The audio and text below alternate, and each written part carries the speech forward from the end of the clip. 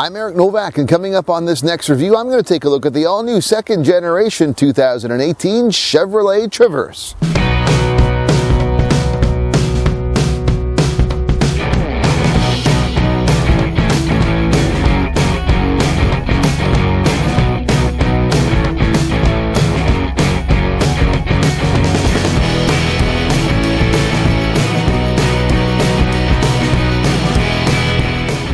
Once upon a time, families who required 6, 7, or 8 seats in 3 rows for their needs would turn to minivans as their vehicle of choice. Now, that category, of course, over the years has fallen out of favor for many, and while there still are a few solid and active participants, it's nowhere near what it used to be. In its place, of course, consumers and drivers have tended to turn towards the crossover and the mid to full size, which has the ability to have 3 rows and similar cargo as minivans did. There's a number of active participants in this segment, and Chevrolet has had its Traverse as the 3-row crossover in its offering since 2009. But now that 2009 first generation model had gone many years with only a little bit of updating and refreshing, and that'll be getting into late 2017. It's really long in the tooth and time for an overhaul. And that's what Chevrolet has done with the launch of the second generation Traverse for 2018, and it's the vehicle, it's the feature of our latest review.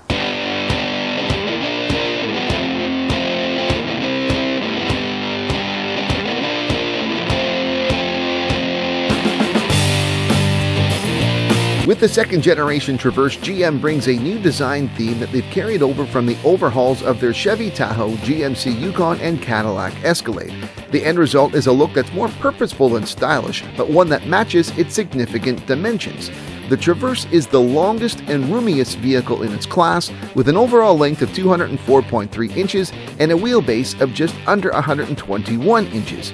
Both measurements top the Honda Pilot, Mazda CX-9, Toyota Highlander, and Ford Explorer.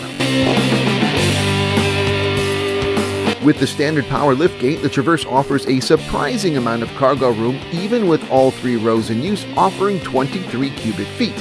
With the second and third rows down, however, a very impressive 98.5 cubic feet of cargo space is available. Cargo and storage is always important with family haulers such as this, and the Traverse offers some inventive ideas on where to keep smaller items safe and tucked away. So the interior of the new Traverse is not a bad overall design. If you've been inside a Chevrolet vehicle, you're familiar with the driver information center. You've got a combination of LED as well as analog gauges for your information. The center screen here, the LED screen for information, does have a host of options and information available to you, from fuel economy to directions to settings and warnings as well. The center stack is a bit odd. The center stack screen here, which to me is positioned kind of awkwardly.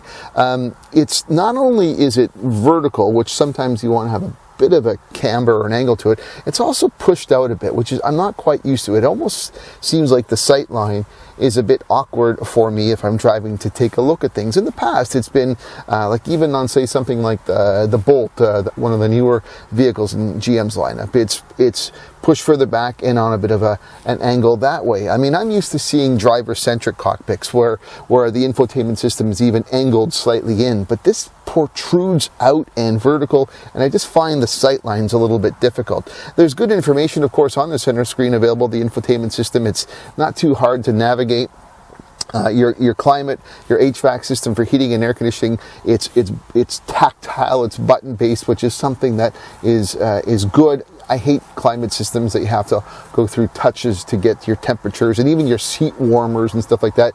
Here it's easy to access. Even on the steering wheel, it's easy to get to. Your buttons are pretty easy to understand. Of course, the interior of all GM vehicles do have Wi-Fi, LTE 4G Wi-Fi enabled hotspot through the OnStar system, which I believe is a 3-month free on a trial basis when you first get it. So you check it out, and especially if you have kids. And I mean, inside here, one thing I will admit that they've done well on the interior, aside from having a lot of passenger volume, it's just the biggest in this category. But every seat, even in the third row, there's little USB ports where kids can charge up or be playing their devices without having to fight over it as well. I mean, there is a plug as well as an adapter plug for if you need to really plug in, but there's USB adapters everywhere. Overall, I mean, again, it's a family vehicle. There's lots of cargos and storage space. So aside from the little peculiarities about the center screen, I can't complain too much else about the interior inside this new 2018 Traverse.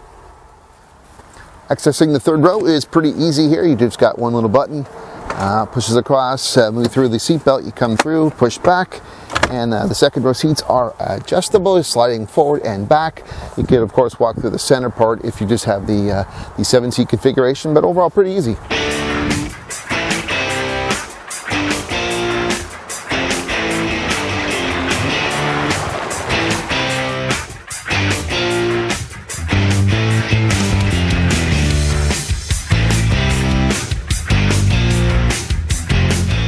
So if you're driving around in the 2018 Traverse, there's a couple of engine options. The one that I'm driving in the Premier trim is a 3.6 liter V6 dual overhead cam engine powertrain. It offers you 310 horsepower and 266 pound-feet of torque. That will also get you the ability to tow, if you're looking to tow, up to 5,000 pounds. Of course, you need the towing hitch package with that, but you can't get 5,000 pounds with that. It's an okay engine. I mean, it's not the best in class. If you're going the V6, which is really where I think most of the sales probably still will lie, you're looking at an average fuel economy of 20 US miles per gallon, which works out to basically, I think 11.8 liters per 100 kilometers. I've been doing better than that in my week, but again, I've probably done a little bit more highway driving. The 4-cylinder, of course, is more fuel efficient, but probably the most fuel efficient in its class. If this is the same as the Pilot and the Highlander and the CX-9 would be the CX-9, because they're all 4 cylinders now, whereas this is still offering the 6, and I think more people will stick with it. It's an okay drive. I mean, it's handling fine. You're not going to get performance out of this vehicle, but I don't think that's the case. This is family type of driving, and to that effect, it does the job.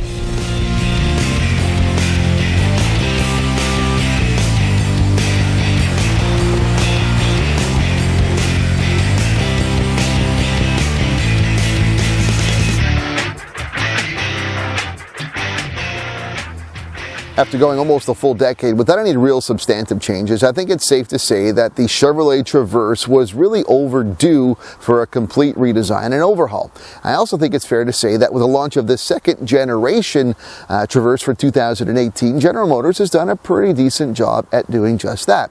I like the look of this Traverse. It's boxy and it's very sturdy. It's got this new sort of overall design that you're seeing at General Motors. The Tahoe and the Escalade, it's got that same sort of shape line, and that is impressive, but I would still concede that in terms of my personal choice, I think the Mazda CX-9 in this category remains the most attractive of the lot. Now, there's a lot of things that go well and go right for this vehicle. It is certainly a great vehicle if you need the most space in this category. If there's a couple of knocks I have against it, I just think that with 5 trim levels, 2 engine types, 2 appearance packages, there's just a lot more choice than there needs to be. I know some people think that more choice is better, but I just think sometimes you need to simplify the packages and the offerings a bit, because it gets cumbersome for people to decide which is the right choice for them. Not to mention, it's probably hard for dealerships to keep the right inventory mix as well. But overall, if this is something that you're looking for in this category, if you're in the market for this type of 3-row crossover vehicle, you certainly won't go wrong by at least putting this in the mix of the vehicles you'd want to consider. But that's it for this review for EnviroDad.com. I'm Eric Novak. Thanks for watching. There's plenty of ways for you to keep connected with me, so check out some of my social media links, suggested videos, and I'd really love it if you subscribe to my YouTube channel.